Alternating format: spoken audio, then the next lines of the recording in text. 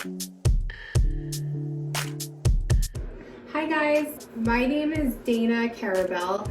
I kind of wanted to introduce myself to anybody who hasn't worked with me before or really doesn't know much about me.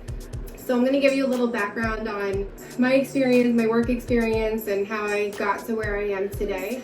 I remember when I was back in high school and everybody was kind of trying to figure out what they wanted to do with their lives. I knew I wanted to be a makeup artist, and at the time, makeup wasn't really a popular career.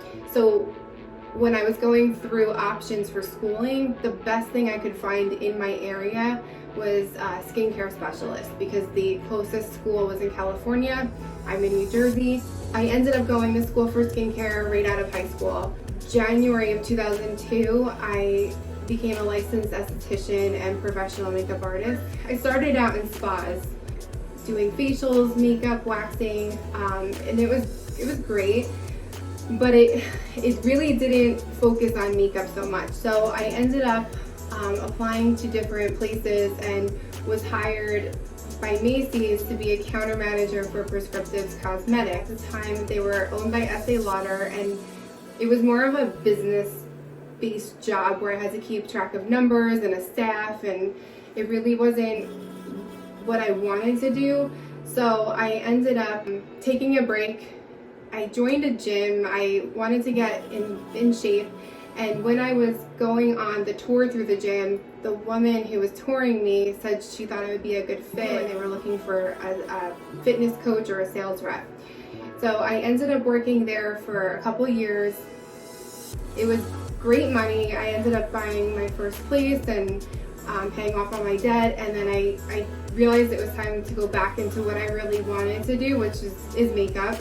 And so I got in touch with one of my friends from Macy's and was telling her how much I wanted to get back into it.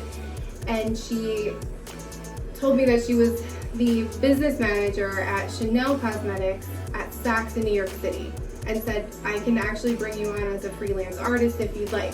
So I quit my job at the gym. I went and I started at Chanel, and after a couple months, they hired me permanently. And then a few months after that, I ended up obtaining a position as a skincare specialist for Chanel. So I was doing makeup and doing skincare in the city. I was loving it, but then I started a family, and after being only pregnant for a few months, I knew that the city commute wasn't going to work for me. So I left that job, and I ended up finding a job at MAC in New Jersey, where I loved it. I loved my team, I loved my clients. It was amazing, and I started to take on some side work in addition to working at MAC, and the side work just kept growing and growing to the point where weekends were getting booked and I couldn't work at MAC. I talked to my husband. He told me, you can do this, you can start your own business. You know, it was risky and scary, but I did, and I'm so glad I did, because that was in 2014, and now we're in 2020, and every year I've gotten busier and busier, and to the point where I had to create a little staff to handle all of the clients. Fast forward to March 14th, 2020, and we have this pandemic, everyone's on lockdown. All my clients have canceled or rescheduled to next year. I was brainstorming, trying to figure out how I could keep in touch with everybody. This is honestly the best way I can think, is by starting online classes. I've had a lot of clients in the past ask me if I could teach, you know, basic things like everyday makeup, a winged liner.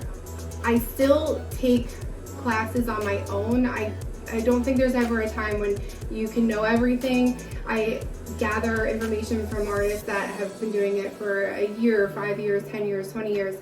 And I think that everybody has like a different eye and something to show each other. So I'm hoping that like I can also pass on to you guys some of what I've learned while I keep learning. And I just thank you for subscribing to me. If you have any recommendations or feedback, I would love to hear it along the way. So thank you, and stay safe, everybody.